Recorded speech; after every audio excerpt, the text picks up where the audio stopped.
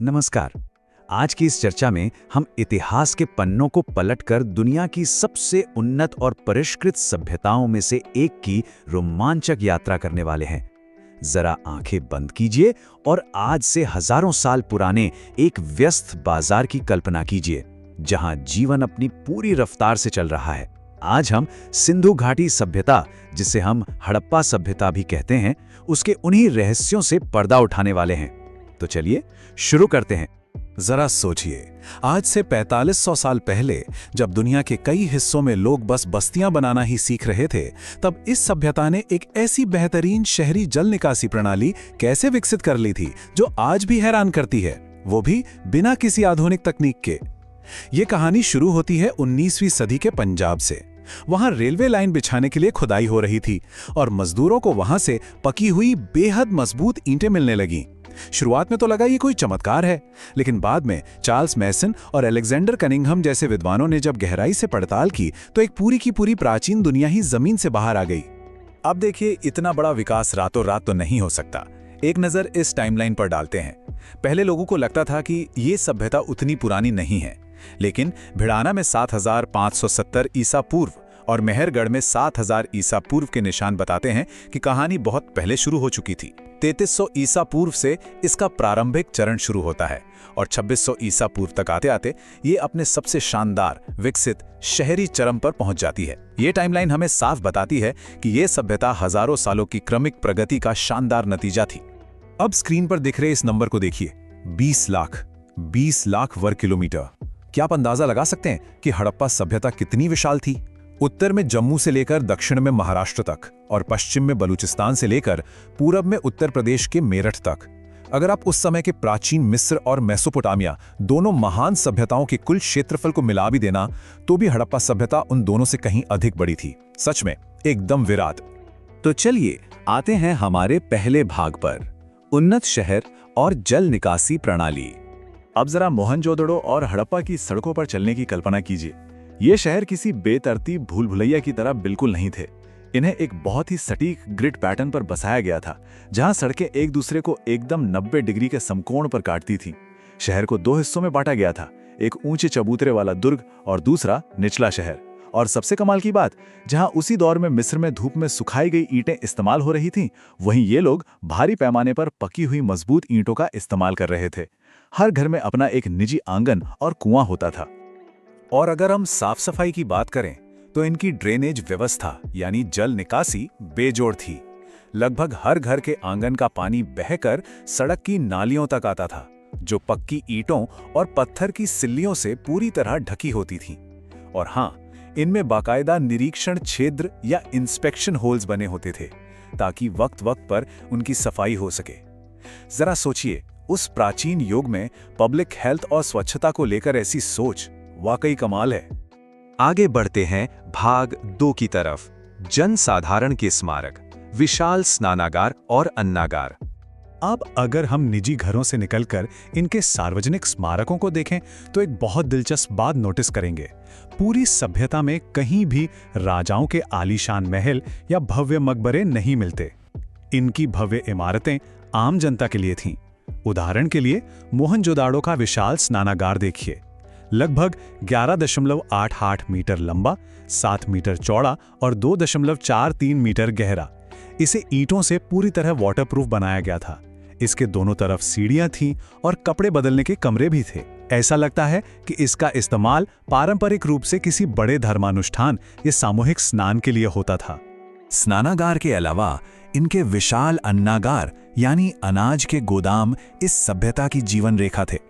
नदी के किनारे ईंटों के ऊंचे चबूतरों पर बने यह अन्नागार हमें एक बहुत जरूरी सुराग देते हैं। पता है, हड़प्पा में इन चबूतरों के फर्श की दरारों में आज भी गेहूं और जौ के दाने फंसे हुए मिले हैं। इससे साफ पता चलता है कि यहाँ फसल की दौनी की जाती थी और बड़े पैमाने पर अनाज स्टोर होता था। ये उनकी बेहतरीन खाद्य सुरक्षा और प्रशासन का सबूत है। अब बढ़ते हैं हमारे तीसरे भाग की तरफ, व्यापार और वैश्विक संपर्क। हड़प्पा के लोग सिर्फ अपनी सीमाओं के अंदर सिमटे हुए नहीं थे, उनका ग्लोबल सप्लाई चेन बहुत ही तगड़ा था। तांबा आता था ओमान और राजस्थान के खेतरी से, सोना कर्नाटक से मंगाया जाता था और कीमती पत्थर गुजरात, ईरान और अफगानिस्तान से लाए जाते थे। और सबसे बड़ी बात, दुनिया में सबसे पहले कपास उगाने का श्रेय इन्हीं को जाता है, जिसका ये निर्यात करते थे।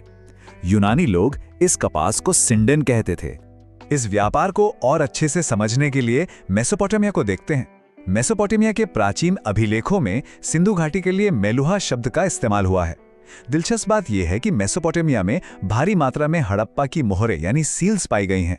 ये मोहरें एक तरह से इनके निर्यात का सबूत थीं। इससे साबित होता है कि इन दोनों महान सभ्यताओं के बीच सीधा या फिर दिलमुन यानी आधुनिक बहरीन जैसे मध्यवर्ती व्यापार केंद्रों के जरिए एक बहुत ही मजबूत कनेक्शन था। 16 ये नंबर बहुत खास है। हड़प्पा वासियों ने पूरे इलाके के व्यापार के लिए एक बहुत ही स्टैंडर्ड नाप तौल का सिस्टम बनाया था और उनके बाट 16 या उसके गुणकों पर आधारित थे। और ये कितनी हैरानी की बात है कि ये 16 का अनुपात हजारों साल का सफर तय करके हमारे आधुनिक भारत तक पहुंचा, जहां कुछ ही समय पहले तक हमारा 1 रुपया 16 आने का होता था। इतिहास की ये निरंतरता सच में अचंभित करने वाली है। अब आते हैं भाग 4 पर, शासन और सामाजिक संरचना। ये एक बहुत बड़ी पहेली है। हजारों किलोमीटर के इलाके में एक जैसे बाट, एक जैसी ईंटें और इतनी परफेक्ट नगर व्यवस्था बिना किसी शक्तिशाली शासक के कैसे मुमकिन थी? समकालीन मिस्र के उलट यहां न कोई भव्य मंदिर मिला है, न किसी राजा का शाही महल। ऐसा लगता है जैसे वहां का शासन किसी नगर निगम जैसी संस्था के हाथों में था। और सबसे अहम बात, खुदाई में हथियार ना के बराबर मिले हैं। इसका सीधा सा मतलब है कि ये एक ऐसा समाज था जो युद्ध और हिंसा के बजाय व्यापार, शांति और नागरिक सुविधाओं पर ध्यान देता था। लेकिन फिर क्या हुआ? भाग 5, पतन के रहस्यमयी कारण।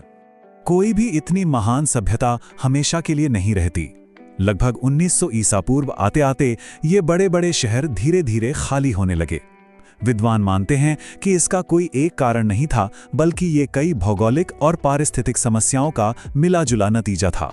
नदियां अपना रास्ता बदल रही थीं या उनमें भयंकर बाढ़ आ रही थी।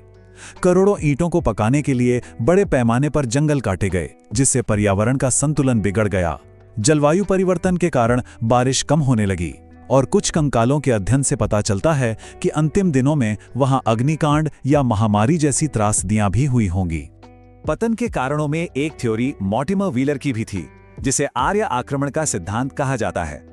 उन्होंने कुछ 26 कंकालों और ग्रंथों के आधार पर दावा किया कि किसी हिंसक बाहरी आक्रमण से यह सभ्यता खत्म हुई। लेकिन आधुनिक पुरातत्व और विज्ञान इसका निष्पक्ष रूप से खंडन करते हैं। नए साक्ष्य स्पष्ट रूप से बताते हैं कि हड़प्पा के पतन और वैदिक काल के आगमन के बीच कम से कम 300 से 400 साल का लंबा अंतर था। और वो जो कंकाल मिले थे वो सभ्यता के पतन के काफी बाद की एक अलग घटना के थे। इसलिए अचानक आक्रमण का सिद्धांत आज के पुरातात्विक मानकों पर खरा नहीं उतरता। तो फिर आधुनिक विज्ञान का क्या कहना है? 2019 में राखीगढ़ी से मिले कंकालों के डीएनए विश्लेषण ने इस पूरी बहस को एक स्पष्ट और निष्पक्ष दिशा दी। इन नतीजों ने दिखाया कि सिंधु घाटी के लोग भारत के मूल निवासियों और प्राचीन ईरानी कृषकों का मिश्रण थे। इस डीएनए में बाहरी R1A जेनेटिक मार्कर पूरी तरह से अनुपस्थित था। ये वैज्ञानिक साक्ष्य वस्तुनिष्ठ तरीके से स्पष्ट करते हैं कि ये एक स्वदेशी सभ्यता थी, जो बाहर से नहीं आई बल्कि यहीं की जमीन पर विकसित हुई थी। और अब इस पूरी कहानी का सबसे बड़ा रहस्य, उनकी लिपि। 1853 में इसके पहले नमूने मिले थे, लेकिन इन प्राचीन प्रतीकों को आज तक पढ़ा नहीं जा सका है। जरा सोचिए, जिस दिन हम इन प्रतीकों को डिकोड कर लेंगे, उस दिन इस शांतिपूर्ण, उन्नत और रहस्यमय समाज के कौन से गहरे राज बाहर आएंगे। क्या इतिहास के बारे में हमारी समझ पूरी तरह बदल जाएगी? तब तक सिंधु घाटी के खामोश खंडहर हमें अपनी महानता की कहानियां ऐसे ही सुनाते रहेंगे। उम्मीद है आज की ये चर्चा आपको बेहद रोचक लगी होगी। हमारे साथ इस ऐतिहासिक सफर पर जुड़ने के लिए आपका बहुत बहुत धन्यवाद।